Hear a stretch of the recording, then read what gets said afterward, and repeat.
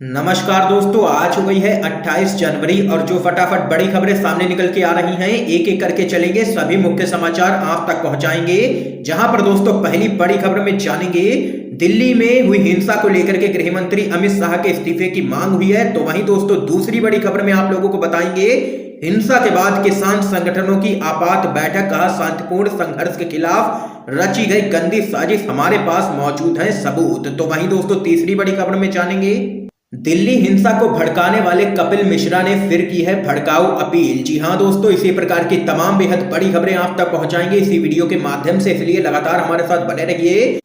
लेकिन वहीं दोस्तों आप लोगों से एक छोटा सा निवेदन भी है कि अगर आप लोग भी किसान परेड के दौरान हुई हिंसा का विरोध करते हैं और शांतिपूर्ण तरीके से तीनों ही विवादित कृषि कानूनों को रद्द करने की मांग करने वाले किसानों का समर्थन करते हैं, तो अभी इस वीडियो को लाइक कीजिए, चैनल को सब्सक्राइब करके बेल के आइकन को जरूर दबाइए और लगातार हमारे साथ बने रहिए। दरअसल दोस्तों पहली बड़ी खबर आप लोगों को बताते चलें, सरकार ने उपद्रवियों के साथ मिलकर के रची हिंसा की साजिश, अमित शाह बर्खास्त हो, ये यहाँ पर कांग्रेस पार्टी ने मांग की है। आप लोगों को बताते चलें, गणतंत्र दिवस के मौके पर दिल्ली में ट्रैक्टर रैली के दौरान हुई हिंसा घटनाओं के लिए कांग्रेस ने केंद्र की मोदी सरकार को सीधे तौर पर जिम्मेदार ठहराया है। तो वहीं आप लोगों को बताते चले, कांग्रेस के राष्ट्रीय प्रवक्ता रणदीप सिंह सुरजेवाला ने कहा है कि यह घटना पूरी तरह से गृह मंत्री अमित शाह की ही नाकामी है। उन्हें इस घटना के बाद पद पर बने रहने का कोई भी अधिकार नहीं है, उन्हें तत्काल प्रभाव से बर्खास्त किया जाना चाहिए। आप लोगों को बताते चले, सुरजेवाला ने एक प्रेस कॉन्फ्रेंस को संबोधित करते हुए कहा है कि यह बेहद ही दुर्भाग्यपूर्ण रहा कि दिल्ली में लाल किला से लेकर के आईटीओ तक उत्पात मचता रहा, लेकिन गृह मंत्री कोई भी एक्शन लेने में पूरी तरीके से असफल रहे। उन्होंने कहा है कि पिछले साल दिल्ली दंगा हुआ, उस समय भी गृह मंत्री की असफलता सामने निकल के आई थी। उन्होंने कहा है कि दिल्ली में खुफिया तंत्र की विफलता सामने निकल के आई है, इसके लिए भी अमित शाह को जिम्मेदारी लेनी चाहिए। इस घटना के बाद अमित शाह को पद पर बने रहने का कोई भी अधिकार नहीं है, उन्हें तत्काल प्रभाव से मंत्रिमंडल से बाहर किया जाना चाहिए। इस दौरान कांग्रेस के प्रवक्ता ने दीप सिद्धू के बीजेपी कनेक्शन पर भी सवाल उठाए हैं। उन्होंने कहा है कि लाल किला की घटना की जांच की जानी चाहिए और इसका सच सामने निकल के आना चाहिए। तो वहीं अमित शाह तत्काल बर्खास्त किए जाएं प्रधानमंत्री मोदी के द्वारा, ये भी यहाँ पर कांग्रेस पार्टी ने कर दी है मांग। क्या दोस्तों आप लोग भी सीधे तौर पर अमित शाह को ही जिम्मेदार ठहराते हैं या नहीं? कांग्रेस पार्टी के अनुसार अपनी राय जरूर बता सकते हैं कमेंट बॉक्स में कमेंट करके। इस बीच एक और बड़ी अपडेट आप लोगों को बताते चलें, 1 फरवरी को संसद मार्च नहीं करेंगे अब किसान, संयुक्त किसान मोर्चा ने दी है बड़ी जानकारी। आप लोगों को दोस्तों बताते चलें, किसान संगठन 1 फरवरी को संसद मार्च नहीं करेंगे। संयुक्त किसान मोर्चा ने ये जानकारी दी है। बलबीर सिंह राजेवाल ने कहा है कि किसान परेड सरकारी साजिश का शिकार हुई है। संयुक्त किसान मोर्चा दिल्ली में हुई हिंसा घटनाओं से खुद को अलग करता है। इसके साथ ही उन्होंने कहा है कि दीप सिद्धू आरएसएस का एजेंट है। दीप सिद्धू ने लाल किले पर धार्मिक झंडा लगा करके तिरंगे का अपमान किया है और देश की और हमारी भावनाएं आहत हुई हैं। इसके साथ ही बलबीर सिंह राजेवाल ने कहा है कि मैं किसान मोर्चा की तरफ से देश से माफी मांगता हूं। तो वहीं किसान नेता शिव कुमार कक्का ने हिंसा के संबंध में कहा है कि हमारे पास वीडियो क्लिप मौजूद है, हम पर्दाफाश करेंगे कि किस प्रकार हमारे आंदोलन को बदनाम करने की साजिश रची गई है।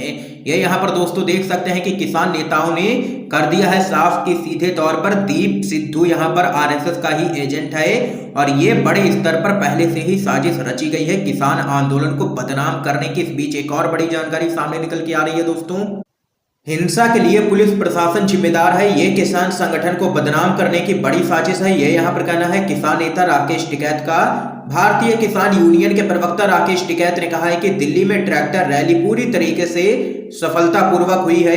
अगर कोई घटना घटी है तो इसके लिए पुलिस प्रशासन ही जिम्मेदार है। सीधे तौर पर यह किसान संगठन को बदनाम करने की बड़ी साजिश थी।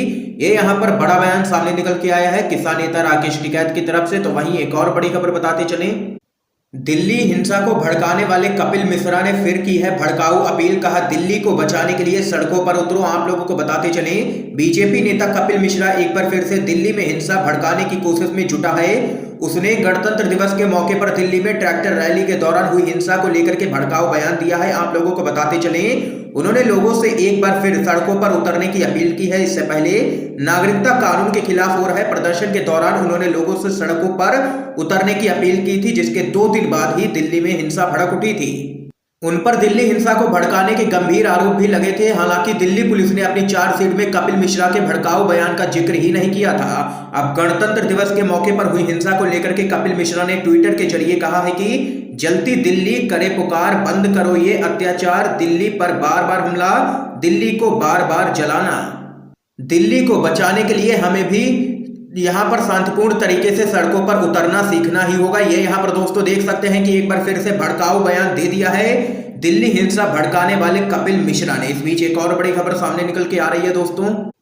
हिंसा के बाद किसान संगठनों की बैठक, कहा शांतिपूर्ण संघर्ष के खिलाफ रची गई गंदी साजिश। आप लोगों को बताते चले, नए कृषि कानूनों के खिलाफ किसान संगठनों ने राजधानी दिल्ली और उसके आसपास के इलाकों में ट्रैक्टर रैली निकाली। इस दौरान बड़ी संख्या में प्रदर्शनकारी दिल्ली के आईटीओ और लाल किले पहुंच गए।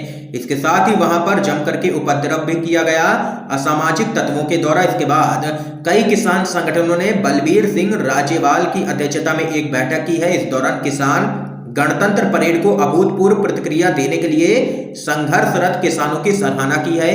आप लोगों को बताते चले, संयुक्त किसान मोर्चा की ओर से जारी बयान के मुताबिक बैठक में शामिल सभी संगठनों ने दिल्ली में हुई हिंसक घटनाओं पर चर्चा की है। साथ ही ये निष्कर्ष निकला है कि इस प्रदर्शन से केंद्र सरकार पूरी तरह से हिल गई है। उनके मुताबिक किसान मजदूर संघर्ष समिति और अन्य के शांतिपूर्ण संघर्ष के खिलाफ एक गंदी साजिश रची गई थी। तो वहीं जिन संगठनों ने आंदोलन के 15 दिन बाद अपना अलग प्रदर्शन स्थल बना लिया था, वो इस संघर्ष का हिस्सा नहीं थे। संयुक्त मोर्चा ने साफ किया है कि हिंसा के पीछे उनके लोग नहीं थे। और यहाँ पर किसान नेताओं का बैठक के बाद साफ कहना है शांतिपूर्ण संघर्ष के खिलाफ रची गई थी गंदी साजिश। इस बीच एक और बड़ी अपडेट आप लोगों को बताते चलें, बीजेपी के सांसद सुब्रमण्यम स्वामी ने भी किया है दावा, सनी देओल का कैंपेन मैनेजर रहा है सिद्धू। इमरान बोले साजिश की परतें खुल रही हैं। आप लोगों को बताते चले, कृषि कानूनों के खिलाफ बीते 2 महीने से किसान संगठनों के द्वारा शांतिपूर्ण तरीके से प्रदर्शन किया जा रहा था। ट्रैक्टर परेड के दौरान प्रदर्शनकारियों में कुछ असामाजिक तत्वों के द्वारा किसानों की छवि को खराब करने के लिए कई जगह हिंसा को अंजाम दिया गया। लाल किले पर झंडा फहराने वाली दीप सिद्धू का सीधा कनेक्शन भारतीय जनता पार्टी के साथ है, जिस पर किसानों को उकसाकर दिल्ली पुलिस के द्वारा तैयार रूटों पर ट्रैक्टर परेड निकालने से अलग लाल किले की तरफ ले जाया गया। तो वहीं इस मामले में अब भारतीय जनता पार्टी के नेता और सांसद सुब्रमण्यम स्वामी की भी प्रतिक्रिया सामने निकल के आई है। उन्होंने ट्वीट कर इस घटना में भाजपा नेता का हाथ होने का शक जाहिर किया है। सुब्रमण्यम स्वामी ने ट्वीट कर कहा है कि सोशल मीडिया पर कुछ खबरें चल रही हैं कि पीएमओ के करीबी भाजपा के सदस्य ने लाल किले में हुए ड्रामे के दौरान भड़काऊ शख्स के तौर पर काम किया है। इस खबर को चेक किया जाए और जानकारी दी जाए।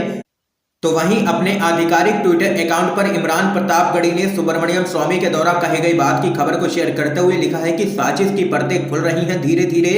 ये यहाँ पर दोस्तों देख सकते हैं कि हिंसा में बीजेपी का ही हाथ है, ये यहाँ पर दावा भी कर दिया है बीजेपी के ही सांसद सुब्रमण्यम स्वामी ने। तो वहीं इस बीच एक और बड़ी खबर जान लेते हैं, विनम्र तरीके से आप दुनिया हिला सकते हैं, महात्मा गांधी के वाक्य से राहुल गांधी ने दी है सलाह। आप लोगों को दोस्तों बताते चलें, कांग्रेस पार्टी के पूर्व अध्यक्ष राहुल गांधी ने एक बार फिर से केंद्र सरकार से तीनों ही कृषि कानूनों को वापस लेने की अपील की है। हालांकि इस बार राहुल गांधी ने महात्मा गांधी के एक वाक्य का उल्लेख करते हुए यह अपील की है। राहुल गांधी ने एक ट्वीट में लिखा है कि विनम्र तरीके से आप दुनिया हिला सकते हैं। एक बार फिर मोदी सरकार से अपील है कि तुरंत कृषि विरोधी कानून वापस लिए जाएं। तो वहीं दोस्तों गणतंत्र दिवस पर दिल्ली में हुई हिंसा पर राहुल गांधी ने क्या कुछ कहा था, आप लोगों को बताते चले। राहुल गांधी ने ट्वीट किया, हिंसा किसी समस्या का हल नहीं है, चोट किसी को भी लगे नुकसान हमारे देश का ही होगा। देश हित के लिए कृषि विरोधी कानून तत्काल वापस लो। ये यहाँ पर राहुल गांधी लगातार अपने ट्वीट के माध्यम से कृषि विरोधी तीनों ही काले कानूनों को वापस लेने की मांग कर रहे हैं मोदी सरकार से। इस बीच एक और बड़ी खबर आप लोगों को बताते चलें, शिवसेना के नेता संजय राउत ने साधा है नरेंद्र मोदी पर निशाना, कहा अगर सरकार चाहती तो रोक सकती थी हिंसा। आप लोगों को बताते चलें, नए कृषि कानूनों के खिलाफ दिल्ली में किसानों की ट्रैक्टर परेड के दौरान हुई हिंसा पर लगातार राजनेताओं की प्रतिक्रिया सामने निकल के आ रही है। अब शिवसेना के राज्यसभा सांसद संजय राउत ने भाजपा सरकार को इस हिंसा का दोषी बताया है। संजय राउत ने नरेंद्र मोदी सरकार पर निशाना साधते हुए कहा है कि सरकार किसानों की बात आखिर कब सुनेगी, यह किस तरह का लोकतंत्र है। अपनी बात को आगे जारी रखते हुए संजय राउत ने कहा है कि क्या सरकार इसी दिन का बेसब्री से इंतजार कर रही थी, ये लोकतंत्र नहीं है भाई, कुछ और ही चल रहा है। जय हिंद। उन्होंने एक अन्य ट्वीट करते हुए कहा है कि अगर सरकार चाहती तो हिंसा रोक सकती थी, दिल्ली में जो चल रहा है उसका समर्थन कोई नहीं कर सकता, कोई भी हो लाल किले और तिरंगे का अपमान सहन नहीं करेंगे, लेकिन माहौल क्यों बिगाड़ा गया। ये यहाँ पर दोस्तों देख सकते हैं कि संजय राउत ने लिया है पीएम मोदी को निशाने पर और कहा है कि अगर सरकार चाहती तो रोक सकती थी हुई हिंसा। इस बीच एक और बड़ी खबर जान लेते हैं दोस्तों। हरियाणा से बड़ी खबर है। किसान आंदोलन के समर्थन में एमएलए अभय चौटाला ने दे दिया है इस्तीफा। कहा मुझे कुर्सी नहीं, देश का किसान खुशहाल चाहिए। आप लोगों को बताते चले, देश की राजधानी में मोदी सरकार के द्वारा लाए गए कृषि कानूनों के खिलाफ किसान सड़कों पर हैं। कुछ लोग इसका विरोध कर रहे हैं तो कुछ इसके समर्थन में भी हैं। तो वहीं दूसरी तरफ किसान आंदोलन के समर्थन में आईएनएलडी के विधायक अभय चौटाला ने अपनी विधानसभा सदस्यता से इस्तीफा दे दिया है। आपको बता दें कि इंडियन नेशनल लोक दल के विधायक अभय चौटाला का इस्तीफा हरियाणा विधानसभा के स्पीकर ने स्वीकार कर लिया है। तो वहीं अगली बड़ी खबर आप लोगों को बताते चले, लॉकडाउन में अंबानी ने हर घंटे कमाए 90 करोड़ रुपए। एक व्यक्ति की रोटी के लिए जूझ रही थी अधिकांश आबादी। आप लोगों को दोस्तों बताते चले, कोरोना महामारी के प्रकोप से दुनिया अभी भी पूरी तरह से उबर नहीं पाई है। इस कोरोना काल में पूरी दुनिया में आर्थिक मोर्चे पर कई विसंगतियां भी देखने को मिली। एक और जहां दैनिक मजदूरी से गुजारा करने वाली गरीब जनता 2 वक्त की रोटी जुटाने के लिए जद्दोजहद करती नजर आई, तो वहीं दूसरी ओर इसके ठीक विपरीत धन कुबेरों के खजाने और लगातार भरते चले गए। दरअसल दोस्तों एक रिपोर्ट सामने निकल के आई है जिसके बाद कई सवाल लगातार खड़े हो रहे हैं। ऑक्सफैम की इस इनइक्वालिटी रिपोर्ट को कोविड-19 के कारण द इनइक्वालिटी वायरस रिपोर्ट नाम दिया गया है। इसमें कहा गया है कि कोरोना महामारी के चलते आर्थिक दृष्टि से समाज में असमानता में वृद्धि हुई है। इस कोरोना काल में भारत के जाने माने उद्योगपति मुकेश अंबानी ने जहां 90 करोड़ रुपए प्रति घंटे के हिसाब से धन कमाया, तो वहीं 24% लोगों की एक महीने की आय 3,000 रुपए से भी कम रही। इसका तात्पर्य यह है कि कोरोना काल में मुकेश अंबानी ने एक घंटे में जितनी राशि कमाई है उसे कमाने में एक अकुशल मजदूर को 10,000 साल लगेंगे। इस दर से मुकेश अंबानी ने एक सेकंड में जितना कमाया उतना कमाने के लिए एक आम इंसान को 3 साल लगेंगे। तो वहीं रिपोर्ट में यह भी कहा गया है कि इस महामारी ने मौजूदा सामाजिक, आर्थिक और लिंग आधारित असमानता की खाई और चौड़ी कर दी है। और ये सब कुछ हुआ है मोदी सरकार के राज में ही, क्योंकि मोदी सरकार लगातार अपने मित्रों के लिए ही काम कर रही है।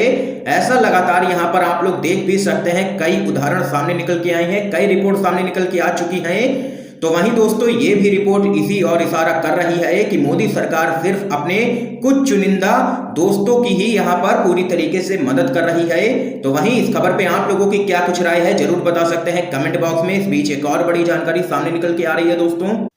पश्चिम बंगाल की सीएम ममता बनर्जी ने जय श्री राम नारे का निकाला है तोड़। अब क्या करेगी भाजपा, आप लोगों को बताते चलें। नेताजी सुभाष चंद्र बोस की 125वीं जयंती के मौके पर आयोजित कार्यक्रम के दौरान बंगाल में बीजेपी के जय श्री राम के नारे का जवाब ममता बनर्जी ने भी नारे से ही दिया है। पश्चिम बंगाल के हुबली में एक रैली के दौरान ममता बनर्जी ने हरे कृष्णा हरे राम विदा हो बीजेपी वाम का नारा दिया है। रैली में ममता बनर्जी ने कहा है कि बुजुर्ग महिलाएं हरे कृष्णा हरे राम गाती हैं, मैं कहती हूं हरे कृष्णा हरे राम विदा हो बीजेपी वाम, यानी बीजेपी और वाम पार्टी की राज्य से विदाई हो जाए। उसके आगे उन्होंने कहा है कि वह हरे कृष्णा हरे राम तृणमूल घोरे घोरे भी गाती हैं, यानी हर घर तृणमूल कांग्रेस। अब यहाँ पर सीएम ममता बनर्जी इसी नारे के जरिए घेरेंगी बीजेपी पार्टी को। तो वहीं इस बीच एक और बड़ी अपडेट सामने निकल के आ रही है दोस्तों। कांग्रेस के पूर्व अध्यक्ष राहुल गांधी का बड़ा दावा, पीएम मोदी के जरिए ही अर्णब गोस्वामी को मिली थी बालाकोट एयर स्ट्राइक की सूचना। आप लोगों को बताते चले, कांग्रेस के पूर्व अध्यक्ष राहुल गांधी तमिलनाडु के दौरे पर हैं। राहुल गांधी ने करूर में रोड शो को संबोधित किया। इस दौरान राहुल गांधी ने आरोप लगाया कि प्रधानमंत्री नरेंद्र मोदी ही वह व्यक्ति हैं जिनके जरिए बालाकोट एयर स्ट्राइक से पहले ही उसकी जानकारी रिपब्लिक टीवी के प्रधान संपादक अर्णब गोस्वामी को मिली। तो वहीं राहुल गांधी ने कहा है कि इस मामले की आखिर सरकार जांच क्यों नहीं करवा रही है। ये यहाँ पर दोस्तों देख सकते हैं कि राहुल गांधी ने बड़ा दावा किया है। तो वहीं एक और बड़ी अपडेट सामने निकल के आ रही है। बाबरी विध्वंस को जावड़ेकर ने बताया ऐतिहासिक भूल, सुधारी गई, ओवैसी बोले शर्मनाक। आप लोगों को दोस्तों बताते चलें, केंद्रीय मंत्री प्रकाश जावड़ेकर ने दिल्ली स्थित भारतीय जनता पार्टी के एक कार्यक्रम में कहा कि विदेशी आक्रमणकारियों ने अयोध्या में राम मंदिर तोड़ करके एक विवादित ढांचा बनाया था। उन्होंने कहा कि 6 दिसंबर 1992 को अयोध्या में एक ऐतिहासिक भूल सुधारी गई थी। उनकी इस टिप्पणी की एआईएमआईएम चीफ असदुद्दीन ओवैसी ने अपने ट्वीट में जमकर के आलोचना की है। ओवैसी ने कहा है कि ऐसे बयान शर्मनाक हैं और ये बातें अदालत में स्वीकार क्यों नहीं की। ओवैसी ने ट्वीट किया और सवालों की झड़ी लगा दी। उन्होंने कहा कि सुप्रीम कोर्ट कह चुका है कि मंदिर तोड़ करके मस्जिद बनाई गई, इसके कोई सबूत नहीं है। यहां भी कहा गया है कि मस्जिद को गिराना कानून तोड़ना था। सीबीआई अदालत कह चुकी है कि बाबरी मस्जिद विध्वंस में किसी साजिश का सबूत नहीं है, लेकिन आपने इतने गर्व से इस बात को अदालत में क्यों नहीं स्वीकारा? शर्मनाक। ये यहाँ पर असदुद्दीन ओवैसी ने घेरा है सरकार को। इस बीच एक और बड़ी खबर आप लोगों को दोस्तों बताते चलें। ममता बनर्जी का पलटवार, मेरा अपमान कर सकती है बीजेपी लेकिन बंगाल का अपमान सहन नहीं करूंगी। आप लोगों को बताते चले, पश्चिम बंगाल की मुख्यमंत्री ममता बनर्जी ने विक्टोरिया मेमोरियल की घटना को लेकर के निशाना साधा है। उन्होंने कहा है कि बीजेपी मेरा अपमान कर सकती है लेकिन बंगाल का अपमान बिल्कुल भी बर्दाश्त नहीं किया जाएगा। ममता बनर्जी ने बीजेपी को फर्जी पार्टी कहते हुए बंगाल के लोगों से कहा है कि वह बीजेपी से पैसे ले ले मगर चुनाव के दौरान मतदान केंद्र पर जाकर के तृणमूल कांग्रेस को ही वोट करें। सीएम ममता बनर्जी ने आगे कहा है कि बीजेपी आप लोगों को पैसों का लालच दे सकती है, अगर वे ऐसा करते हैं तो आप पैसे ले लीजिएगा लेकिन वोट हमें ही दीजिएगा। बीजेपी पूरी तरह से फर्जी पार्टी है, वे मेरा अपमान कर सकते हैं लेकिन मैं बंगाल का अपमान बर्दाश्त नहीं करूंगी। बीजेपी खुद बीजेपी का सम्मान नहीं करती है, ये यहाँ पर ममता बनर्जी ने लिया है बीजेपी को निशाने पर। इस बीच एक और बड़ी खबर जान लेते हैं दोस्तों। गणतंत्र दिवस पर दिल्ली में हिंसा, देश का अपमान, मेरा सिर शर्म से झुक गया। यह यहाँ पर पंजाब के सीएम कैप्टन अमरिंदर सिंह ने बड़ा बयान दिया है। आप लोगों को बताते चलें, पंजाब के मुख्यमंत्री कैप्टन अमरिंदर सिंह ने कहा है कि राष्ट्रीय राजधानी दिल्ली में गणतंत्र दिवस के मौके पर हुई हिंसा, खासकर लाल किले में जो कुछ हुआ वह राष्ट्र का अपमान है। हाथों में लाठी, कृपाण एवं तिरंगा लिए हजारों किसान ट्रैक्टरों पर सवार होकर के विभिन्न स्थानों पर अवरोधकों को तोड़ते हुए राजधानी में प्रवेश किए, जिनकी पुलिस के साथ झड़प हुई। इनमें से लाल किले की घेराबंदी के लिए विभिन्न प्रवेश बिंदुओं से निकल पड़े। तो वहीं मुख्यमंत्री ने कहा है कि इस घटना ने देश को शर्मसार किया है और इससे किसान आंदोलन कमजोर हुआ है। उन्होंने हालांकि यह स्पष्ट किया है कि वह किसानों के साथ खड़े हैं क्योंकि केंद्र का कृषि कानून गलत और भारत की संघीय व्यवस्था के सख्त खिलाफ है। तो वहीं इस बीच एक और बड़ी खबर जान लेते हैं।